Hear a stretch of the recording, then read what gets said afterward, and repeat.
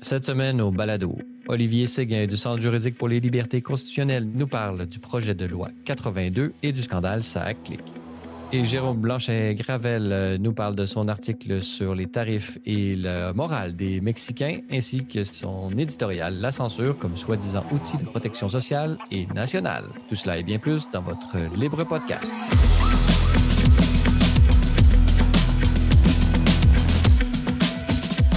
Bonjour à tous et à toutes et bienvenue au Libre Podcast, votre balado hebdomadaire entièrement consacré à l'analyse de l'actualité de la semaine Libre Média.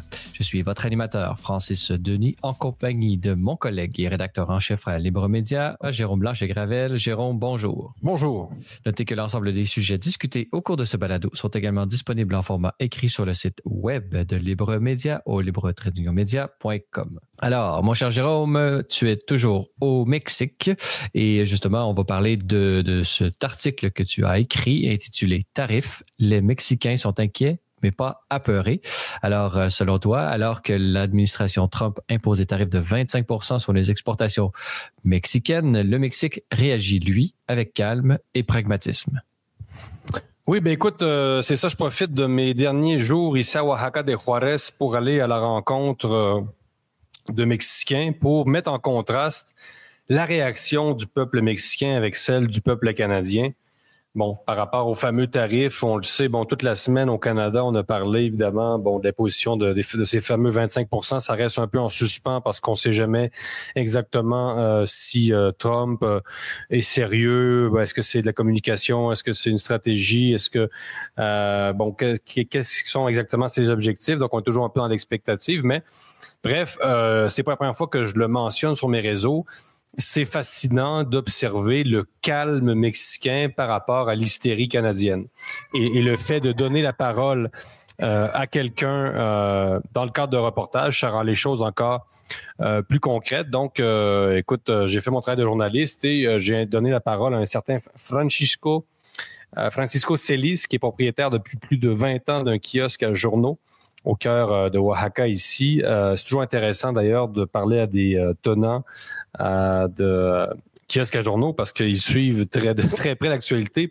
Forcément, ils sont en contact avec les journaux. Hein. Donc, c'est toujours assez intéressant de converser avec eux.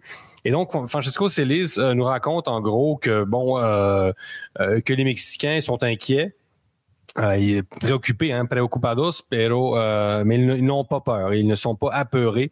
Et tu vois, par exemple, j'y pose la question de savoir si lui appuie la stratégie des boycotts des produits américains, une stratégie employée par la SAQ, on l'a vu là, la vague récente, ça ressemble un peu à une vague de cancellation.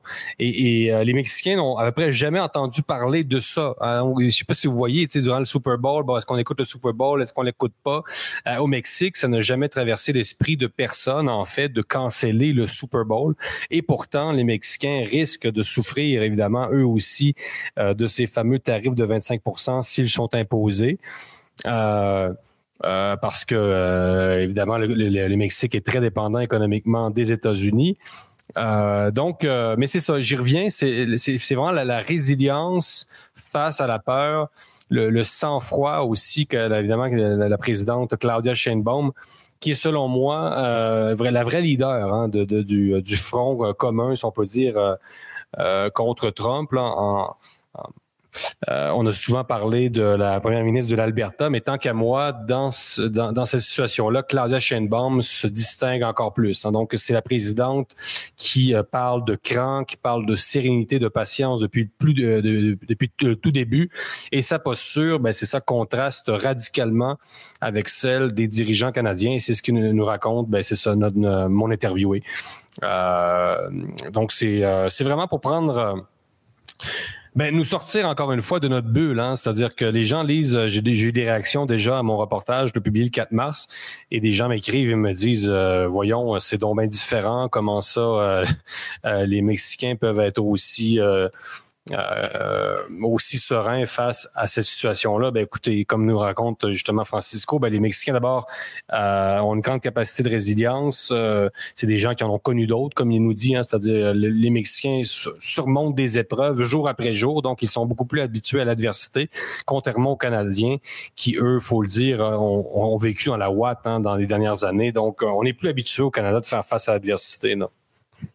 Non, mais il y a aussi tout le climat d'adversité, peut-être d'hystérie là, qui vient des médias eux-mêmes, qui bénéficient là, de climat de peur comme ça, parce que ça fait des clics, comme on dit. Mais comment justement apporter un regard différent? On remarque qu'on est très dans le vote en guerre. Bon, Trump fait ça, nous, il faut faire pareil. Il faut jouer au tough comme lui et tout ça.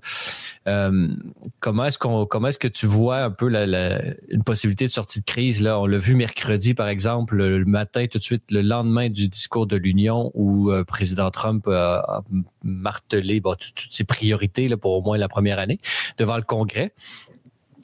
Et donc, le lendemain matin, il dit qu'il a rencontré Trudeau, qu'il a parlé au téléphone avec lui pendant un bon moment. Et là, il accuse Trudeau de vouloir faire du capital politique sur cette crise-là pour éventuellement rester au pouvoir. Donc, je ne sais pas comment tu vois ça un peu. Est-ce que tu entres là-dedans? C'est un peu la perspective que tu avais, ou celle de Jonathan Hamel, qui est un chroniqueur aussi au Libre Podcast, qui disait justement qu'il n'y a aucun incitatif pour les élus actuels au Québec et au Canada de régler cette crise-là. Donc, il y a un capital, justement, et donc Trump a un peu la même analyse que Jonathan Hamel sur ce coup-là. Mais moi aussi, je pense, j'avais écrit justement dans un éditorial que les tarifs étaient le meilleur cadeau finalement que pouvait faire Donald Trump à l'establishment canadien, à celui qu'on connaît, c'est-à-dire des gens qui s'accrochent au pouvoir et qui avait effectivement besoin d'une raison d'exister. Donc, Carney, évidemment, toute son existence politique actuelle repose sur cette fameuse crise où il doit apparaître comme le nouveau capitaine Canada. François Legault, lui, ça va lui permettre forcément de masquer certains échecs. Donc, est-ce qu'on souhaite réellement le maintien d'une économie forte au Québec, alors que ces tarifs-là vont permettre, c'est ça, de nous déresponsabiliser. Donc, tout va devenir la faute des Américains, ce sera pas très long. Donc, c'est une sorte d'opportunité très claire pour cette catégorie de politiciens qui sont aussi un peu nostalgiques de la COVID, là. Donc, c'est vraiment une aubaine COVID pour les médias et pour certains politiciens que ces tarifs. Mais les solutions, écoute, d'abord, nous inspirer de la présidente mexicaine, c'est-à-dire garder son calme, rester stratégique. Ça, vraiment, on a complètement perdu, là, honnêtement, cette faculté-là au Canada. Je vous dis, c'est absolument fascinant. J'y reviens, là, mais le sang-froid des Mexicains par rapport à l'hystérie des Canadiens, même si elle est amplifiée par les médias, ça m'apparaît... c'est culturellement marquant, là. C'est très clair. Donc, la solution, mais écoute, c'est sûr que Trump, évidemment, c'est un personnage qui est imprévisible. Qu'est-ce qu'on peut faire face à lui? Ben, d'abord, il faut essayer de gagner sa confiance. Évidemment, tant qu'on se débarrassera pas de Trudeau, il y aura évidemment aucune sortie de crise. Alors là, il s'en va enfin. Mais le Parti libéral pourra encore rester s'accrocher là grâce justement aux manœuvres et à la manipulation un peu de l'opinion publique. Mais j'ai pas de solution. Je pense que Trump, c'est quelqu'un qu'il faut confronter froidement. C'est-à-dire, il faut éviter aussi d'être hypocrite. Justin Trudeau, évidemment, rencontre Trump. Ensuite, on dit que il fait des choses imbéciles, etc. Ça remarque que Elon Musk a déjà traité aussi Justin Trudeau d'idiot, là. Puis il faut dire que cette droite punk est maître du trolling, on le sait, là. J'ai écrit là-dessus aussi. Mais je pense qu'il faut le confronter froidement. Je pense que c'est ça qu'il faut faire et je pense que c'est pas ce que les Canadiens font et je pense le Canada a vraiment un potentiel d'autodestruction. On perd la carte complètement, je vous le dis, là, et on ne fait que de la morale, hein, finalement. Et j'écrivais récemment sur mes réseaux, dans les médias québécois, il y a 10 fois plus de morale que d'analyse. Ce n'est que de la morale. Il faut toujours soumettre toute l'actualité à la morale tribale, hein, finalement. Bon, là, c'est un peu méchant. Mais il faut toujours digérer moralement tout ce qui passe, alors que l'actualité, c'est pas ça. Les Mexicains n'abordent pas ça comme ça. D'autres peuples n'abordent pas ça. Et je vous dis, la différence de posture est incroyable. Donc, tu as un commerçant mexicain qui nous explique que oui, évidemment, tout le monde va finir par être affecté par ça si c'est concrétisé.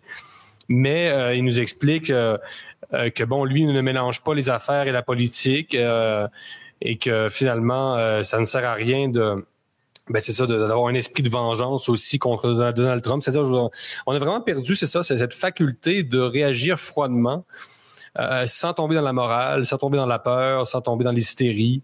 C'est vraiment un trait du Canada actuellement. Puis là, j'ai inclus le Canada au complet, évidemment, le Québec embarque là-dedans. Et c'est drôle parce que quand je parle du Canada, les souverainistes me reprochent rien en général. Il suffit juste de changer Québec par Canada. Et là, je fais plus du Québec bashing. Et là, je me retrouve dans le bon camp. Ça, c'est très, très drôle, hein? Honnêtement. Il y a plein de nationalistes qui vont mettre un like parce que j'ai écrit Canada au lieu du Québec. Franchement. Enfin, bref. Finalement, le Québec et le Canada se ressemblent beaucoup plus que certains nationalistes le pensent. Et en passant, je suis nationaliste. Mais c'est ça. Je pense qu'il faut confronter froidement Donald Trump, envoyer des émissaires qui ont de l'allure, qui sont pas des idéologues et qui sont pas hypocrites. Oui, puis savoir ce qu'il veut vraiment, c'est-à-dire que tout le monde sait qu'il fait recours au fentanyl, oui, parce que oui, c'est un problème, mais c'est surtout parce que ça lui permet d'avoir recours aux mesures d'urgence et donc de décréter toutes sortes de décisions rapidement sur ce plan-là. Mais il a certainement une idée derrière la tête, là. Donc, est-ce qu'il veut... est-ce qu'il y a moyen aussi de lui faire changer d'idée? Donc là, on pourrait passer d'une stratégie de négociation à une stratégie d'adaptation au pire, avec des scénarios, le pire, le moins pire et le meilleur scénario possible, et s'adapter à ce qui s'en vient. Parce que si ce qu'on entend dire est vrai, c'est-à-dire qu'il veut en partie financer les baisses d'impôts des individus aux États-Unis par ces tarifs, alors là, ce qu'il veut, c'est l'argent qu'il va retirer donc il veut pas nécessairement qu'on arrête son but n'est pas qu'on arrête et qu'on arrive à un deal où est-ce qu'on arriverait à quelque chose avec des tarifs moins grands, mais ce qu'il veut, c'est garder les tarifs. Peut-être que c'est ça qu'il veut finalement. Donc, est-ce qu'on s'adapte? Est-ce qu'on a une stratégie pour faire face à ça? Le Canada, vraiment, est dans la marde. Pour le dire simplement. C'est rare que je m'exprime comme ça sur nos ondes, chers auditeurs, mais des fois, on est spontané.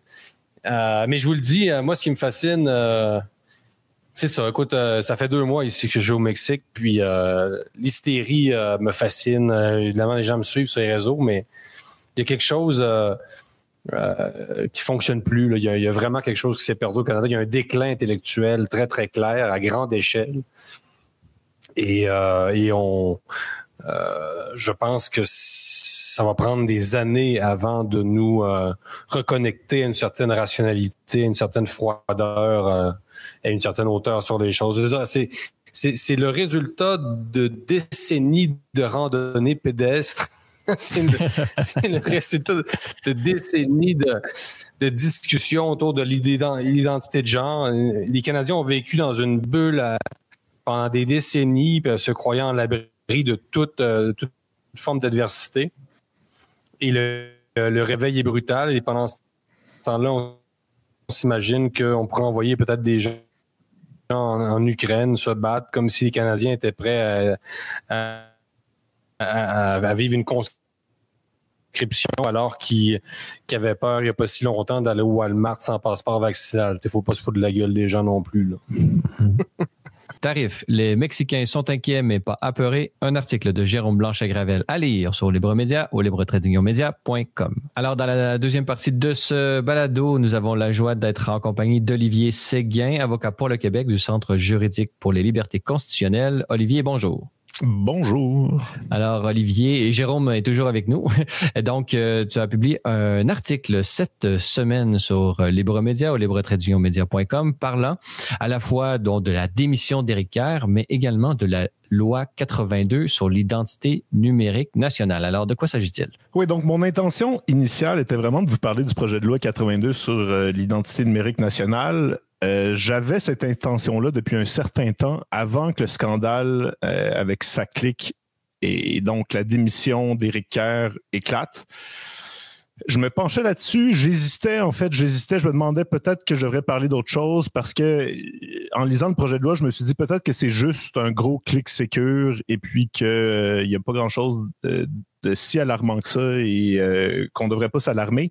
C'était quelque chose d'assez difficile à comprendre. Le projet de loi 82, il est simple en apparence, mais tout est en dessous de la surface. Là. C'est-à-dire que le ministre a des pouvoirs, les choses se règlent par arrêté ministériel et surtout, on réfère à d'autres lois que ça modifie. Et puis, en gros, je me suis demandé si vraiment il y avait matière à ça. Des trucs de base, là, j'ai examiné, par exemple, les mémoires qui ont été déposées, les auditions publiques. Et il n'y avait rien de très conséquent.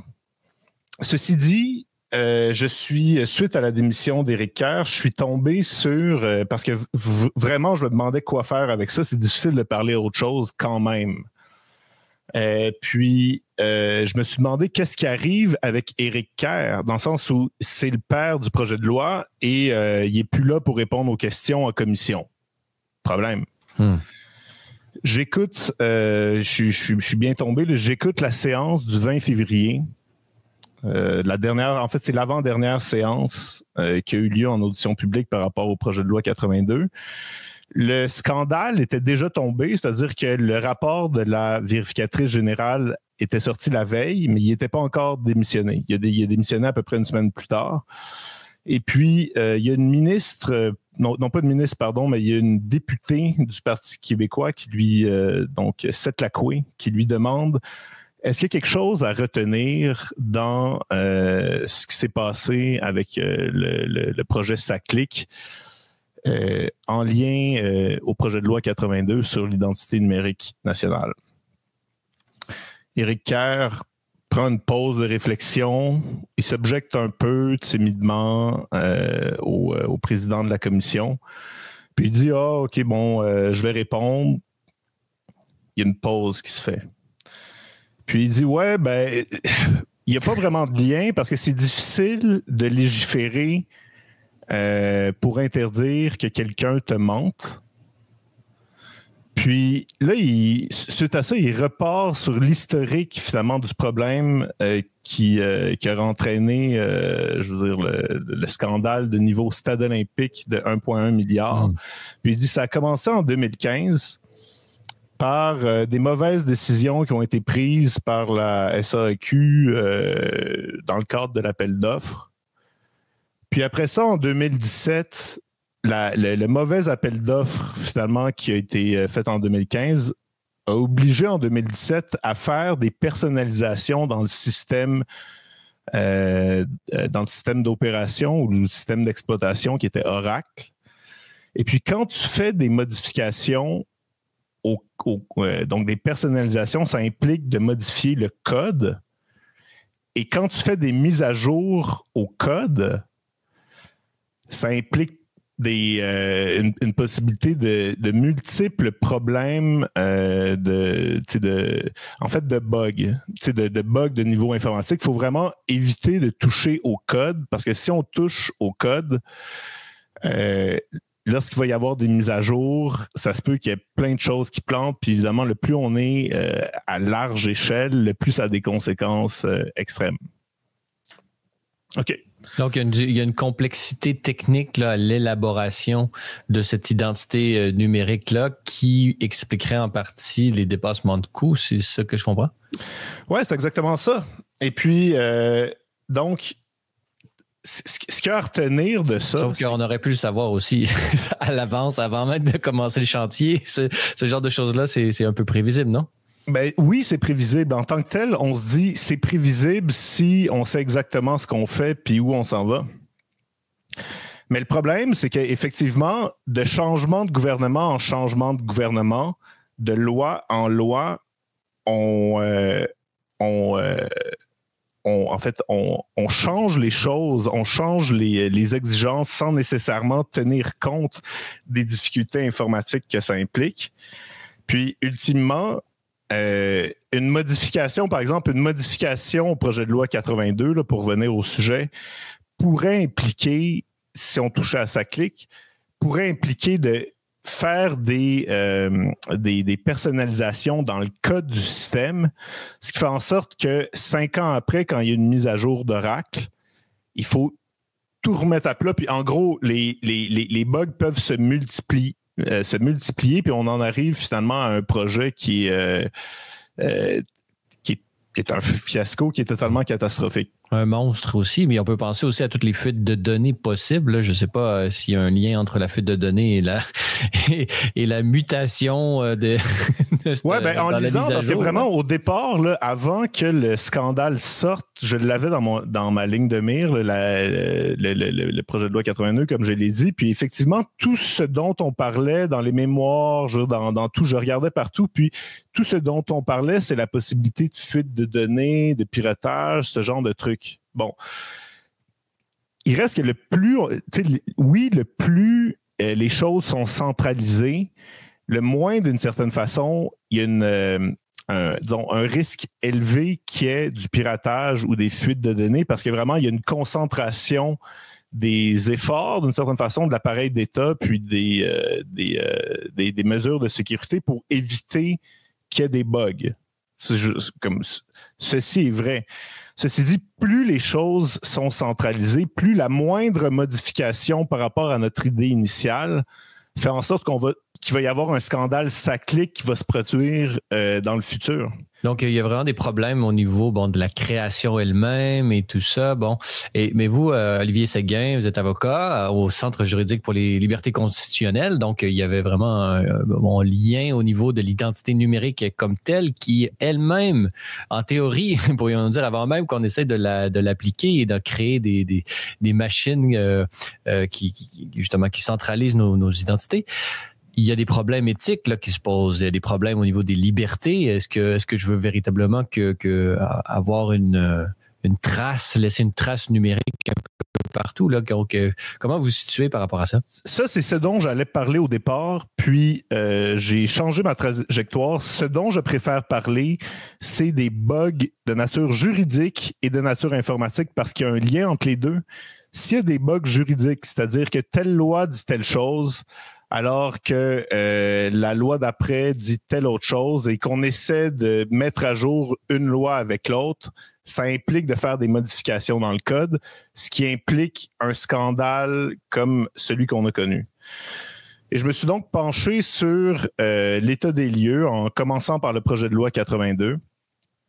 Et j'ai constaté des choses qui m'ont surpris et qui me laissent à penser qu'on n'est pas prêt à adopter le projet de loi 82. D'autant plus, en fait, j'en parle même pas, mais d'autant plus que le ministre Kerr ne sera même pas là pour répondre aux questions des commissaires.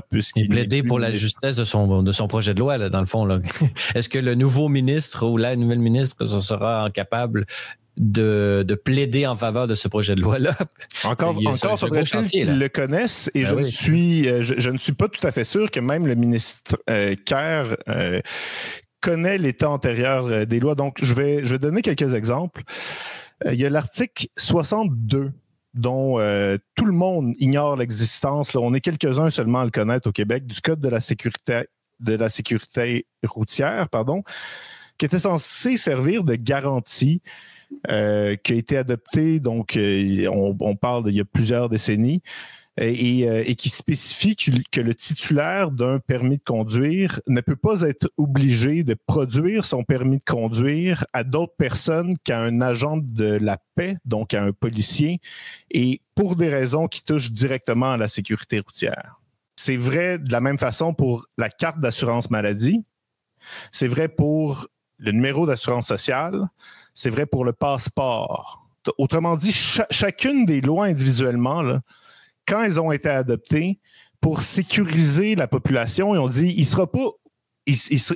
nul ne sera obligé de s'identifier en produisant cette carte-là. C'est quelque chose qui sert uniquement aux fins de Passeport Canada, de la SAC, du système de santé. Ça ne servira jamais à s'identifier. Parce qu'effectivement, on s'en rend pas compte, mais on est comme des grenouilles qui petit à petit, ne s'en rendant pas compte, s'habituent à certaines mesures de contrôle, comme l'obligation de devoir s'identifier. Bref, ces garanties juridiques-là, d'une certaine façon, font toujours partie de la loi, donc du Code de la sécurité routière, de la loi sur l'assurance maladie, etc., etc., etc. Or, il y a eu depuis, puis je dois dire, j'ai certaines critiques à adresser. Je ne sais pas si c'est vraiment en lien avec le gouvernement actuel, qui est fort dynamique, mais qui tourne peut-être les coins ronds. Le projet de loi 78, qui vise à améliorer la transparence des entreprises. Ça a été adopté en juin 2021. Oblige, par exemple, les petites entreprises, les syndicats de copropriété, les OBNL à transmettre le permis de conduire, la carte d'assurance maladie, etc. Donc, une manière de s'identifier gouvernementale au registre des entreprises sous peine de sanctions. Donc, c'est nécessaire. On doit, pour ouvrir un syndicat de copropriété ou l'ouvrir et le maintenir un syndicat de copropriété, etc., il est nécessaire que tous les administrateurs s'identifient. Donc, qu'on fasse partie d'un club d'ornithologie, d'une équipe de hockey, peu importe, il faut que les responsables envoient la carte d'identité de tout ce beau monde-là au registre des entreprises. Or, non seulement il était une garantie juridique dans la loi sur l'assurance maladie, etc., comme j'en ai parlé tantôt, de ne pas être obligé de s'identifier en utilisant cette carte-là, sauf, disons, pour les fins de la sécurité routière à un policier. Mais en plus de ça, il y a une loi qui a été votée quelques mois plus tard seulement, donc en septembre 2021, vraiment dans la même année, quelques mois plus tard, qui est à l'effet que si on transmet des informations qui sont confidentielles, donc dont le permis de conduire, la carte d'assurance maladie, etc., on est passible de sanctions qui sont assez conséquentes. Donc, autrement dit, la loi oblige les administrateurs de petites entreprises ou d'OBNL de violer la loi. La loi oblige de violer la loi et il n'y a aucun... le projet de loi 82 ne tient aucun compte de cela. C'est comme si ça passait totalement en dessous du radar. En fait, ce que fait la loi 82 aussi, ce qui est une absurdité supplémentaire, c'est qu'il garantit aux citoyens, finalement, qu'ils pourront, s'ils le souhaitent, continuer à pouvoir s'identifier à leur bonne vieille façon par des cartes d'identité physiques. C'est donc dire que si les petites entreprises ou les OBNL, comme je le dis, qui veulent éviter d'être sanctionnés pour avoir violé la loi telle qu'il est de leur obligation par la loi, ils vont devoir passer par le système d'identité numérique, le système d'identité numérique national qui, lui, garantit aux citoyens le droit de ne pas participer à ce système-là. Donc, une absurdité de plus. Bref. Je pense habituellement, ouais. Est-ce que c'est légal qu'une loi aille contredire une autre et qu'il y a une incohérence juridique comme ça dans l'organigramme juridique? Comment est-ce qu'ils réussissent à justifier ça? Ben, peut-être qu'ils ne s'en rendent même pas compte. Mais est-ce que ça a déjà existé? Là? Est-ce que vous avez d'autres exemples précédents? Puis comment ils ont réussi à résoudre ce genre d'incohérence? Honnêtement, il n'y a pas de...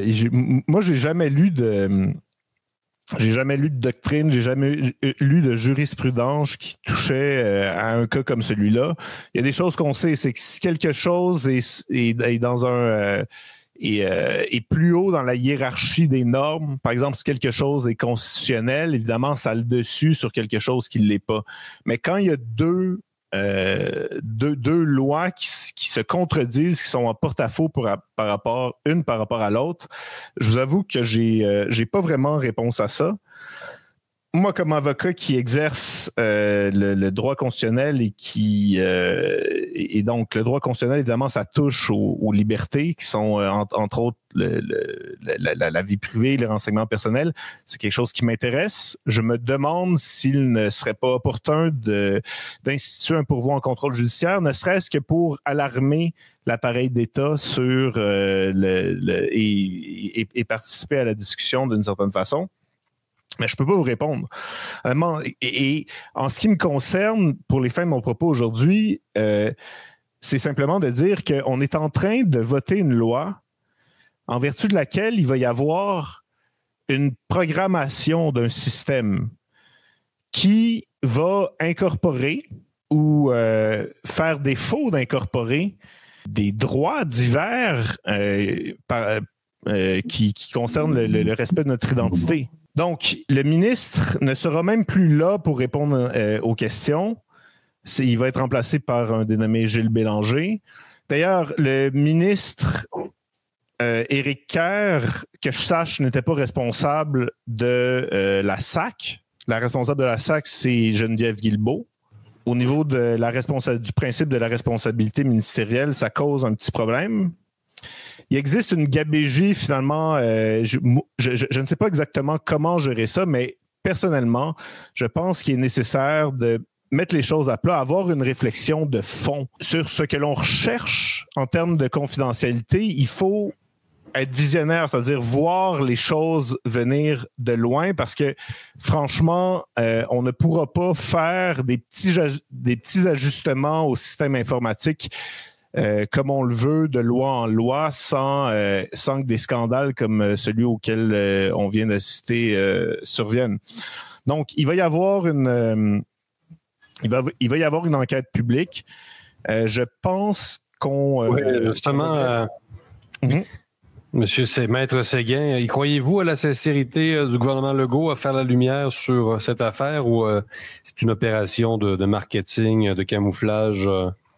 Ben, l'idée, c'est qu'encore là, évidemment, on connaît tous le principe, par exemple, de la responsabilité ministérielle individuelle, comme je viens de le dire, qui vise comme d'une certaine façon, à protéger l'appareil d'État, à ce qu'il y ait un responsable, puis aussi à protéger le gouvernement. C'est-à-dire que si toute la responsabilité tombe sur le ministre, ça a l'effet de protéger le gouvernement indirectement.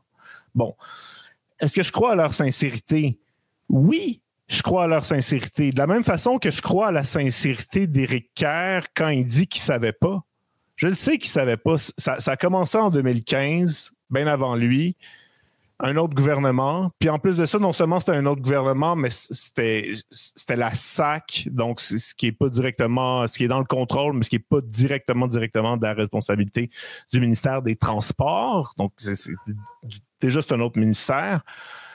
Moi, j'ai toutes les raisons de croire que Éric Kerr savait pas trop, que Geneviève Guilbeault savait pas trop. D'ailleurs, je ne sais pas comment elle pourrait savoir tant de choses que ça, alors que elle, c'est une communicante. Je veux dire, elle a une formation en communication, ce qui est très bien, mais ce n'est pas une personne qui est versée en matière informatique et il ne serait pas surprenant qu'elle ne s'intéresse pas tant que ça à ça. Ça, ce que vous soulevez quand même, la complexité du code, etc. On nage quand même dans des univers que très, très peu de gens connaissent. Je pense juste à la gestion du site de Libremédia et à quel point nos développeurs, des fois, font des choses que je comprends de manière assez approximative. Là. Et là, on est juste dans la gestion d'un site Internet, avec la sécurité nécessaire pour...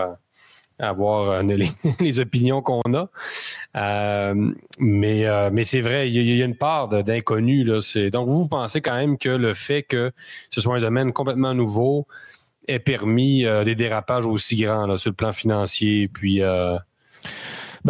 disons, ce que je pense là, sur la base, mettons, on regarde l'avenir. Ce que j'ai dit par rapport au passé, c'est juste pour dire que il y a eu un paquet de problèmes qui ne sont pas réglés en ce moment. Comme en ce moment, alors qu'on vote une loi qui va faire en sorte qu'on va programmer une affaire incroyable, okay? On n'est même pas au courant de tous les problèmes que je viens de spécifier. Donc, on n'a pas eu une réflexion de fond. Ça prend une réflexion, mais de fond. De fond. Parce qu'après ça, il va non seulement falloir programmer un système, mais il va falloir être assez sûr de notre coup pour ne pas revenir sur nos décisions à tous les 5 ans parce que ce n'est tout simplement pas soutenable. Il arrive ce qu'il vient d'arriver. Puis on n'a jamais eu cette réflexion-là de fond. La preuve, est-ce que, c'est... Ouais. Mais c'est-à-dire, on est dans un dossier qui est tellement technique, comment faire pour que justement ce ne soit pas confisqué par une expertocratie, un peu comme on s'en faire de parallèle trop audacieux avec la COVID. Bon, on a vu que des experts pouvaient confisquer rapidement un sujet parce que les gens ils comprennent rien, en gros. Puis la COVID, évidemment, ça fait appel à la virologie et tout ça. Est-ce qu'il y a moyen de faire un travail de pédagogie auprès de la population pour que les gens comprennent vraiment les enjeux de l'identité numérique ou ça va garder une certaine opacité justement à cause du caractère hyper technique de la chose? Oui, mais en fait, justement, c'est qu'on devrait partir de la démocratie puis regarder les choses d'ensemble de façon ontologique, en quelque sorte. Puis dire, OK, donc, qu'est-ce que c'est l'identité numérique et qu'est-ce qu'on accepte? OK? Qu'est-ce qu'on accepte? Est-ce que... outre la question des bugs puis tous les trucs de manière technique, est-ce que le profilage est accepté et qu'est-ce que c'est le profilage? Parce que oui, le projet de loi 82 en parle, dit que le profilage n'est pas interdit. Mais qu'est-ce que c'est? Est-ce que les manières de faire de la reconnaissance biométrique, que ce soit de la reconnaissance faciale, de la reconnaissance par empreinte digitale, etc., est-ce que c'est quelque chose d'acceptable ou ça ne l'est pas? Le diable est dans les détails. Je vous dis pas que c'est quelque chose de simple, mais si on définit, ou du moins c'est mon espoir, parce que je ne suis pas moi non plus quelqu'un qui connaît la moindre chose en matière informatique, mais si on définit exactement, qu'est-ce que l'identité numérique peut et ne peut surtout pas faire dans le futur, je pense qu'on serait bien parti pour, par la suite, programmer un système en fonction de cela. Oui, puis déterminer aussi, je ne sais pas si ça fait partie du projet de loi, enfin du projet comme tel, mais déterminer ce que les entreprises privées aussi peuvent faire. C'est-à-dire que ce que le gouvernement peut faire, c'est une chose, mais on sait que les entreprises privées sont déjà là-dedans depuis longtemps. C'est tout ce qu'on appelle le capitalisme de surveillance, qui est un thème que la gauche aurait dû s'approprier, mais pour pas laisser les complotistes s'approprier le sujet, justement. Parce que le complotisme, c'est juste la gauche qui fait plus son travail, en gros, là. Je vais pas m'écarter, mais c'est ça, parce que le traçage, l'accumulation de données... puis la collaboration aussi entre les gouvernements puis les entreprises privées. Puis quand, par exemple, on apprend que 30 millions de Canadiens ont vu leurs données siphonnées durant la COVID pour faire des compilations des données à partir de leur téléphone. C'est-à-dire donc les Canadiens ont été géolocalisés grâce aux entreprises privées grâce à la collaboration d'Ottawa et des entreprises privées comme Jean Bell, etc. Ça, c'est assez incroyable. Donc, le privé est déjà là-dedans. Là. C'est-à-dire, on parle de reconnaissance faciale, mais notre iPhone nous reconnaît facialement tous les jours, déjà.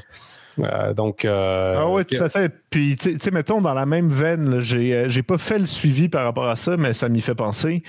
Je sais qu'il y a eu en 2023 ou 2024, là, dans le sillage long, disons, de la pandémie, en Europe, il y avait des grosses discussions à savoir est-ce que les gens devraient s'identifier, donc en Europe, je parle de l'Union européenne, devraient s'identifier par l'équivalent d'un système d'identité numérique pan-européen sur les médias sociaux. Puis ça te joint à ça l'équivalent de ministère de la vérité qui dit OK, donc tu peux dire ça, tu peux pas dire ça, et parce que c'est vérifié ou pas vérifié, et puis à cela est adjoint ton identité, puis éventuellement on peut je veux dire, non seulement te censurer, mais même te pénaliser ayant ton identité. Donc, il y a plein de questions extrêmes qui se posent. Quand on est... mais les gens ne sont pas avertis. Non, c'est ça, exactement. Puis, plus que ça, d'une certaine façon, c'est qu'il ne faut pas ouvrir la porte. Là, c'est moi, je tiens à ce genre de liberté-là, la vie privée, le respect de la confidentialité. Je tiens à ne pas vivre dans une prison à ciel ouvert, autrement dit. Prison numérique. Exactement. Quand on a adopté le code de la sécurité routière, au moment où on a dit, OK, on va la SAC va émettre un permis de conduire, OK, on s'est dit, il est inacceptable, pour rassurer la population, il serait inacceptable pour la population de se dire qu'on peut les obliger à s'identifier de cette manière-là. Donc, on a inclus dans la loi certaines garanties. OK, pour dire il est interdit de demander la carte de permis de conduire à quelqu'un, à moins qu'on soit un policier pour des fins de sécurité routière. Est-ce que c'est respecté par quiconque ou même connu par quiconque? Non. Même chose s'est passé avec la carte d'assurance maladie. Même chose avec comme j'ai dit tout à l'heure, le numéro d'assurance sociale, etc., etc., etc. À la marge, on a offert des garanties qui étaient finalement des garanties de surface parce qu'elles n'étaient pas constitutionnalisées. Puis finalement, parce que des lois ultérieures ou parce que tout simplement il y avait une nécessité de devoir s'identifier, on a dit OK, on accepte ou dans les faits, on s'est mis à accepter l'identification de cette façon-là. Et justement, c'est un bon exemple, le cas de la sécurité routière, parce que c'est toujours l'argument de la sécurité, évidemment. Donc, c'est plus sécuritaire que de procéder ainsi. C'est-à-dire, les passeports, quand on va avoir un passeport numérique, ça va être ça. Bon, évidemment, les passeports papier, c'est plus assez sécuritaire. Les fraudeurs sont actifs. Donc, c'est toujours un peu au nom de la sécurité, évidemment, que les gens, qu'on fait accepter aux gens de se soumettre à des pratiques qui peuvent ensuite restreindre leur liberté. Oui. Donc, c'est au nom de la sécurité, mais d'une certaine façon, quelque chose qui ou de l'aspect ouais. La sécurité ou de l'aspect commode, c'est-à-dire comme par exemple, là, vous êtes sans doute aperçu que tout était, comment ils appellent ça, la synchronisation, là, c'est-à-dire vous rentrez votre courriel Gmail, ça débloque quelque chose et finalement vous avez de moins en moins besoin de rentrer des mots de passe dans votre ordinateur parce que tout est lié. Votre téléphone est lié à votre ordinateur est lié à votre tablette. Et là, tout d'un coup, tu te rends compte que tu peux accéder à tes dossiers d'impôts parce que tu as tapé ton courriel à quelque part, que par Desjardins est connecté à ton profil d'impôt du gouvernement du Canada, du gouvernement du Québec. Et là, ça se multiplie. Et là, les gens trouvent ça comme mais c'est pratique. Moi, j'ai trouvé plus mes mots de passe. Donc, il y a l'argument de la sécurité, mais aussi l'argument pratique. C'est-à-dire, c'est plus facile. L'argument de la facilité. Et ça, c'est très dangereux, pernicieux, parce que la facilité, tout le monde aime ça, mais où est-ce que ça va nous mener, hein? Non, c'est ça. Et donc, d'une certaine façon, avant de se lancer dans des projets informatiques d'une extrême envergure comme celui-là, juste, ça me fait penser à quelque chose, parce que ça m'a surpris de voir que toutes ces lois-là, que ce soit la loi sur l'assurance maladie, permis de conduire, etc., un spécifiait toujours une espèce de garantie qui sera pas obligatoire, en fait, qui serait interdit d'exiger de présenter sa carte, à part dans le cadre précis de l'assurance maladie ou du permis de conduire, etc. Et là, je réfère à quelque chose que j'ai entendu il y a un certain temps par une lecture. Quand le roi Louis XIV a inventé, parce que c'est lui qui l'aurait inventé, ou son administration, les adresses. Juste le fait que les noms, les rues aient des noms et que les différentes portes aient des adresses, les gens à cette époque-là se sont insurgés.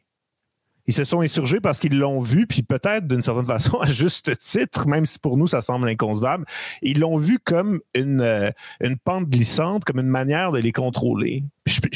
D'une certaine façon, je pense qu'il avait raison. C'est intéressant, ça. Loin, oui. Ce sont de très bons exemples. Ça me fait penser au fameux livre de James Scott, le politologue américain, là, L'œil de l'État. Seeing like a state, hein, c'est-à-dire, et il multiplie les exemples dans ce genre-là, ou comment, par exemple, on n'est pas les unités de mesure, hein, comment le gouvernement s'est servi des unités de mesure pour contrôler la population et ont vraiment multiplié les villes à l'américaine, évidemment, toutes quadrillées. Plus les villes, effectivement, sont devenues...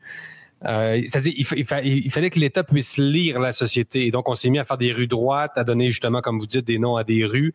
Et là, plus ça allait, moins les villes étaient chaotiques. Moins elles ressemblaient à des villes de l'Inde, hein, et plus le gouvernement, la police pouvait opérer rapidement. Et là, j'ai oublié tous les exemples qu'il donne James Scott, c'est absolument incroyable. C'est une espèce de livre de 1600 pages. Mais faut pas oublier ça, effectivement. Le quadrillage de la société est toujours au service, finalement, du pouvoir. Donc, il y a toujours un intérêt pour le pouvoir à vouloir utiliser, justement, ces moyens technologiques qui se raffinent à travers les époques pour pouvoir avoir, ou disons, éventuellement prendre le contrôle et de toute façon, on sait que le pouvoir peut tomber dans les mains de toutes sortes de personnes. Donc, Olivier Séguin, pouvez-vous, en terminant, là, parce que c'est tout le temps que nous avons malheureusement, quels seraient vos conseils? Comment exercer cette réflexion en profondeur? Est-ce que ce serait par une commission, disons, parlementaire? Comment faire cette réflexion de fond que vous suggérez? D'abord, le projet de loi 82 qui est censé être en commission et donc censé être voté bientôt, je pense qu'il faudrait le mettre à plat. On arrête la commission, on arrête les auditions publiques, on prend le temps d'y penser parce que clairement, les choses ne sont pas à l'ordre. Il n'y a pas une compréhension ontologique et générale d'ensemble. Toutes les incongruités dont je vous ai fait part, le projet de loi 82 fait juste soit les ignorer ou soit créer une absurdité supplémentaire, comme ça a été fait depuis des décennies. Donc, il y a une réflexion profonde qui doit être faite. Commençons par le scandale de sa clique, mais profitons-en aussi par réfléchir exactement en traçant une ligne rouge sur ce qu'on ne souhaite pas qui ait du sens dans l'avenir. Donc, si le gouvernement, l'État souhaite trouver une manière de s'identifier auprès des organisations qui relèvent de son apanage, c'est-à-dire les organismes publics en général, ça, je pense que ça devrait être l'identité numérique nationale. À partir du moment où ça touche à autre chose, que ce soit, comme j'en ai parlé tantôt, l'obligation pour les associations de s'identifier, etc., je pense qu'on dépasse les attributions qui ne sont pas des pentes glissantes nécessaires. Et je ne peux pas m'empêcher de penser à cette grenouille qui, peut-être depuis Louis XIV, est dans une eau qui se réchauffe, sans s'en rendre compte. Donc, s'il y a des garanties qui peuvent nous être données, qu'elles le soient de manière quasi constitutionnelle, c'est-à-dire charte québécoise des droits et libertés, ça se fait facilement. Et puis, pourquoi pas coucher ces garanties-là dans un code informatique qui vont faire que pour les violer, ça va coûter très cher. Mais ça demande même les encrypter, là, un peu comme le Bitcoin, pour faire en sorte que ce soit absolument inchangeable. C'est possible aujourd'hui, certainement, avec le blockchain, de faire ce genre de choses. Et mais peut-être que c'est possible. Mais c'est rêvé en couleur devant justement nos politiciens qui, comme vous l'avez mentionné, parfois laissent aller par simple maladresse, des incohérences juridiques, là. Donc, c'est un peu ça devant laquelle on est. Peut-être mettre de l'avant, c'est l'importance d'avoir un système juridique organique et cohérent. C'est aussi ça qui est en jeu là en ce moment. Olivier Séguin, je rappelle que vous êtes avocat pour le Québec du Centre juridique pour les libertés constitutionnelles et nous retrouvons à chaque mois pour parler de ce qui est sous votre radar, Olivier Séguin, au Centre juridique pour défendre nos droits et libertés. Alors, merci beaucoup d'avoir été avec nous et je rappelle que votre article est disponible à lire sur le site web de Libre Média au libre-media.com. Alors, merci beaucoup, Olivier Séguin. Merci à vous. Alors, Jérôme, vraiment un sujet très intéressant avec Olivier Séguin là, sur ce contrôle, toujours cette possibilité du contrôle social et comment ça s'inscrit profondément dans les différents moyens, les différentes techniques là, qu'on met à notre disposition, même jusqu'au quadrillage et au nom des rues à Louis XIV. Donc, on peut simplement remonter loin. On pourrait remonter à l'Empire romain aussi, qui a essayé de légiférer un peu les impôts d'un empire. Donc, c'est un sujet très, très intéressant, mais qui nous touche encore aujourd'hui. Donc, c'est important de faire ces réflexions. En tout cas, c'était un très bel échange. Mais justement, toi, dans ton article qu'on va discuter ensemble, c'est un éditorial que tu signes dont le titre est le suivant: La censure comme soi-disant outil de protection sociale et nationale. Alors, selon toi, après les discours haineux et les désinformations russes, voici qu'on cherche à la justifier par la lutte à l'impérialisme américain. Oui, écoute, je continue à analyser l'évolution finalement du discours sur la censure et c'est assez fascinant. à quel point, de voir à quel point il y a des développements. Et justement, je reviens sur 2 déclarations. Rappelez-vous déjà, le 20 février dernier, la ministre fédérale du patrimoine, Pascale Saint-Onge, a annoncé son intention de garantir par la loi l'existence de Radio-Canada. Donc, la ministre propose non seulement d'augmenter le budget de Radio-Canada, mais aussi finalement d'en faire une sorte de, pas de religion d'État, mais c'est-à-dire qu'il s'agirait presque d'enchasser finalement le mandat de la société d'État dans la Constitution, un peu comme on le fait avec le multiculturalisme. Donc, ça a été assez discuté chez nous à Libre Média. Et son argument à la ministre, c'est de dire, regardez évidemment ce qui se passe aux États-Unis, des oligarques maintenant vont prendre le contrôle du monde. En gros, elle a, évidemment, on fait référence à Elon Musk, etc. Donc, le discours aussi sur les oligarques qui est revenu tout d'un coup à l'avant-plan, comme si tout d'un coup, les États-Unis étaient devenus une oligarchie alors que ce n'était pas le cas depuis 200 ans. Apparemment, c'est nouveau, ça. L'oligarchie aux États-Unis, tu dis, waouh, on a découvert quelque chose. Oui, puis quand c'était George Soros qui le faisait. Oui, c'est ça. C'est de la théorie du complot. Donc, le complotisme est à géométrie variable. Mais ce que je disais sur le net il y a quelques semaines, sur les réseaux, je disais un milliardaire de droite, c'est un oligarque. Un milliardaire de gauche, c'est un philanthrope. Hein, dans l'univers médiatique, qui est, en ce qui n'est pas le nôtre, mais dans l'univers médiatique, dans des grands médias, des médias traditionnels. Donc, il s'agit aujourd'hui, Francis, de justifier un peu ce qui est de la censure finalement à venir par la lutte à l'impérialisme américain. Donc ça, c'est nouveau, évidemment, c'est en réaction au retour de Donald Trump à la Maison-Blanche. Donc c'est assez fascinant parce que jusqu'à très récemment, on justifiait la lutte à la désinformation en opposant, évidemment, nos démocraties à la Russie. Donc, il s'agissait de vraiment censurer pour contrer la désinformation russe, de contrer la Russie. Et là, il s'agirait aussi de contrer les États-Unis. Donc là, tu te dis, là, on était dans un contexte de guerre froide, mais un contexte où il s'agit à la fois de combattre la désinformation de la Russie et des États-Unis. En tout cas, on n'a jamais vu ça, disons, dans l'histoire du Canada. Là. Donc, on est comme pris en sandwich. Donc, c'est quoi la prochaine étape, finalement? C'est de s'enfermer numériquement au Canada. Mais donc, c'est déjà le cas là, avec les nouvelles qui sont bloquées sur Facebook, par exemple. Là, on attend toujours peut-être que ça, justement, ça va tomber dans les négociations à venir, là, parce que là, il y a clairement les lois canadiennes qui viennent enfreindre la liberté de commerce d'entreprises américaines sur notre territoire. Oui, justement, les Américains, actuellement, la nouvelle administration Trump est très active pour défendre... elle veut justement s'attaquer à ce qu'on appelle la censure étrangère. Évidemment, le cas du Brésil, là, le litige entre X et le gouvernement brésilien, enfin la Cour suprême du Brésil est devenue emblématique de ça. Donc, on peut penser effectivement que l'administration Trump va pousser pour débloquer finalement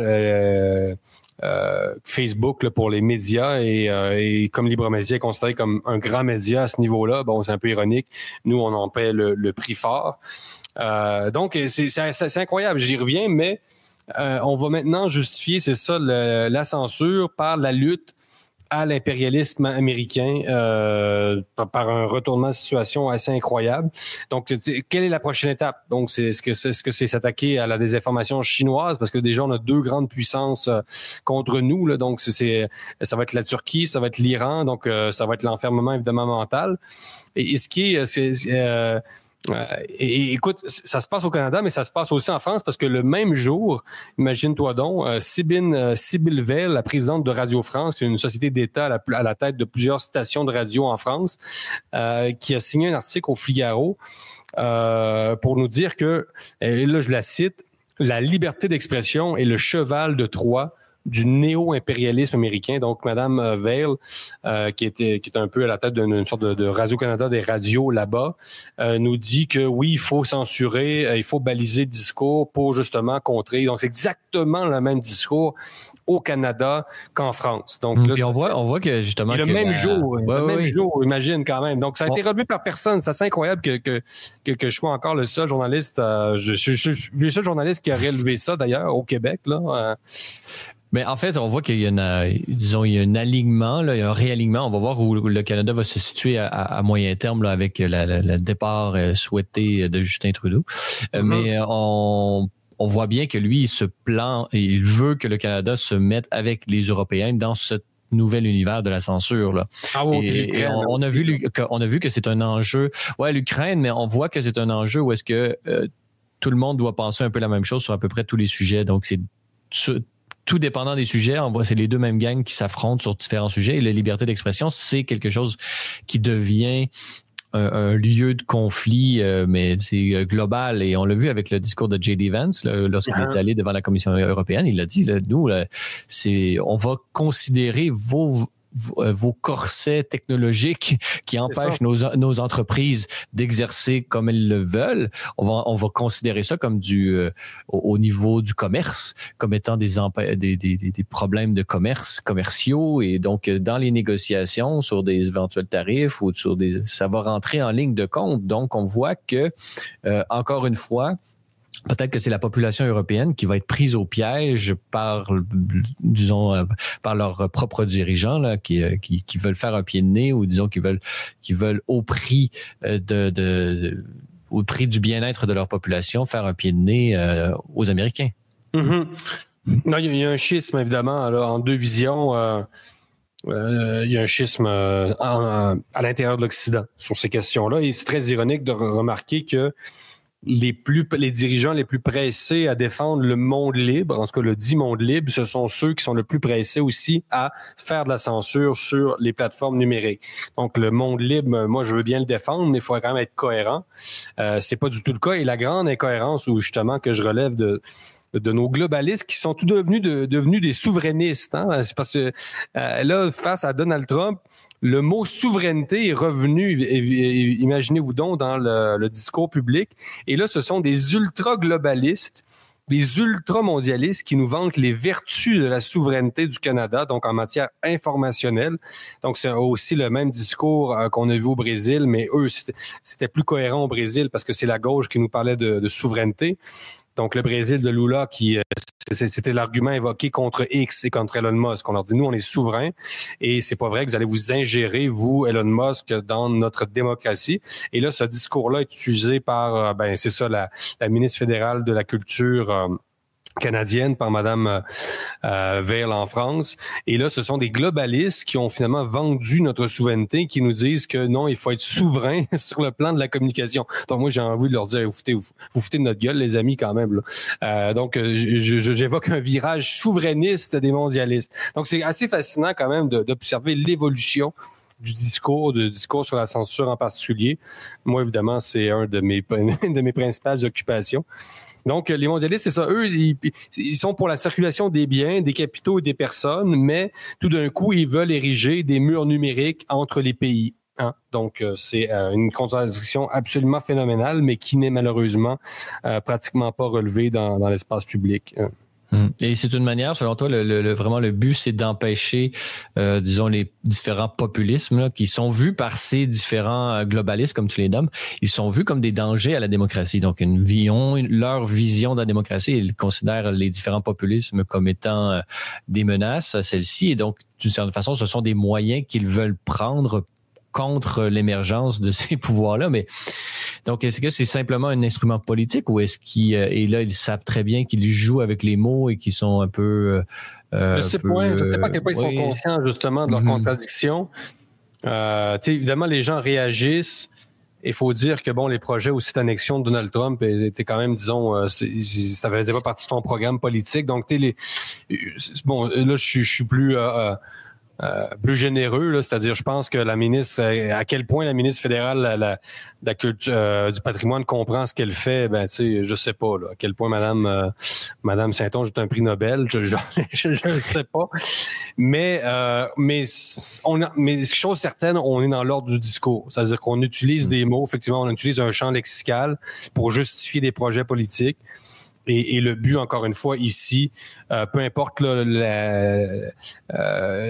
mais est-ce que cette gesticulation, elle peut avoir des effets ou parce que la com, ça reste de la com devant un pouvoir comme celui des Américains, la com, elle n'a pas vraiment de pouvoir. Donc, est-ce qu'on a affaire à de la gesticulation de dernier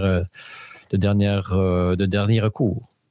Je sais pas, parce qu'il y a une utopie là-dedans, parce que, une information qui serait véritablement nationale, parce que c'est ça le discours, c'est ça, on veut une information qui soit à nous, une information canadienne pour nous protéger des Américains. Ben, c'est un mythe. Même à Cuba, c'est impossible d'avoir une information qui soit hermétique. La Chine a des espèces de... une espèce de paravent là, qui évidemment qui vont filtrer là, ce que les Chinois peuvent aller voir sur Internet, etc. Cuba, c'est encore plus radical, mais on peut pas vivre sous cloche, finalement. Donc, il y a une utopie là-dedans. Donc, ça se peut que ça soit un projet qui soit irréalisable en quelque sorte. Mais quand même, les tentatives sont là. Au Brésil, ça a été concret. Ça a été très, très concret. Et là, il y a un litige aussi au Brésil entre Rumble et la Cour suprême. Donc, ils vont poursuivre un peu cette dynamique-là. Donc, quand même, non, honnêtement, ça peut être concret. Donc, il faut pas que le Canada fasse du Brésil en matière de gestion des réseaux sociaux. Il ne faut pas que l'Europe tombe là-dedans. Et on voit qu'il y a une communauté de pensée. Et tu vois, tous ces gens-là, finalement, baignent dans le même esprit sans trop le savoir, peut-être. Là. Et il y a une sorte de consanguinité idéologique. Ouais, c'est les différents pouvoirs, les différentes idéologies s'entrecroisent au niveau mondial. C'est ce qu'on voit justement par cette libre information qui s'en va un peu partout. Très bien. Donc, c'est un domaine qu'on va continuer à suivre à Libre Média, évidemment. Et c'est surtout et nous invitons nos auditeurs à lire ton éditorial, Jérôme, la censure comme soi-disant outil de protection sociale et nationale, à lire sur au libre-média.com. Voilà, c'est tout pour le balado de cette semaine. N'hésitez pas à nous donner vos commentaires ou une note sur les différentes plateformes de balado-diffusion. Cela nous aide beaucoup à faire connaître et rayonner le podcast. Vous êtes également invités à nous rendre visite au libre-média.com, sur X, TikTok, ou si vous êtes à l'extérieur du Canada, ce pays libre et démocratique, vous pouvez nous rejoindre par l'ensemble des plateformes du groupe Meta. Jérôme, bon week-end à toi. Bon week-end à tous nos auditeurs. Et à vous tous et toutes, merci d'avoir été des nôtres et revenez-nous la semaine prochaine pour un autre épisode du Libre Podcast.